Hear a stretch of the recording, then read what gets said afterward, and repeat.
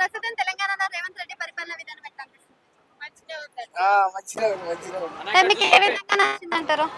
ఇక మా ఆడోళ్ళకేమో bus free చేసిండు, ఆ. మేమేమో నడుచుకుంటా వాళ్ళ వెనకాల కాదు. అయితే ఇప్పుడు ఆడోళ్ళకి బస్సు ఫ్రీ పెట్టడం వల్ల ఎక్కువ ఆడోళ్ళు ఎక్కువ ఇస్తున్నారు, బస్సు ఫ్రీ ఇస్తలేరు ఇక అంటారు. వాళ్ళకే ఉంది కదా మేడం ఇప్పుడు. ఆ. దానివల్ల ఉపయోగం ఉందంటారా ఈ లేదంటారా? ఉపయోగం అంటే ఇక తెలంగాణ వాళ్ళకి తెలుసాలి ఇక అది. ఆ, మీరేమనుకుంటారు? మేమైతే ఇక గిట్ట వాళ్ళ వెనక తిరగవలసి వస్తుంది. ఆ, అంటే ఇప్పుడు రైతు రుణమాఫీ ఉచిత కరెంట్ ఇచ్చిండు కదా, అవి మంచిగా ఇస్తుండే వల్ల ఇక కొన్ని కాడ అయింది, కొన్ని కాడ కాలేదు. దండాలే ఉన్నాయి కదా మేడం. రైతు రుణమాఫీ విషయంలో అంటారు, మీరేమంటారు? జరగలే మేడం, చాలా మంది జరగలేదు. కంపేరింగ్ టు కేసీఆర్ మాది గవర్నమెంట్.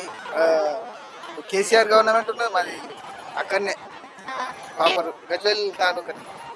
అయితే ఇప్పుడు కేసీఆర్ గవర్నమెంట్ బాగుందనిపిస్తుందా? అప్పుడు బాగుండే, ఇప్పుడు ఏముంది అంత ఇళ్ళ కట్టిడు. ఆ, ఇప్పుడు చూడు ముసినది ఏమైందో. ఇల్లు కూల్చేస్తుండు కదా. కాదండి అది, అప్పుడు ఆ గవర్నమెంట్ గురి చేయాలంటే గురి చేయకపోనా వాళ్ళని ఎట్లా పెట్టాలనేది చూద్దామనేది విడిచిపెట్టి. విన్నాం మేడం. ఆమె ఆమె వాళ్ళ సీనియర్ నటుల కాడికి ఎందుకు పోతుంది మేడం? ఆమె మంత్రి పదవి ఉండొచ్చు, మంత్రి పదవి మీద అడ్డు పెట్టుకుని ఉండాలి కానీ ఆ సినీ నటుల దగ్గరికి ఎందుకు పోవాలి? కన్వెన్షన్ కూల్ చేసినందుకు వాళ్ళు సినీ నటుని మాట్లాడే అవసరం. Thank you.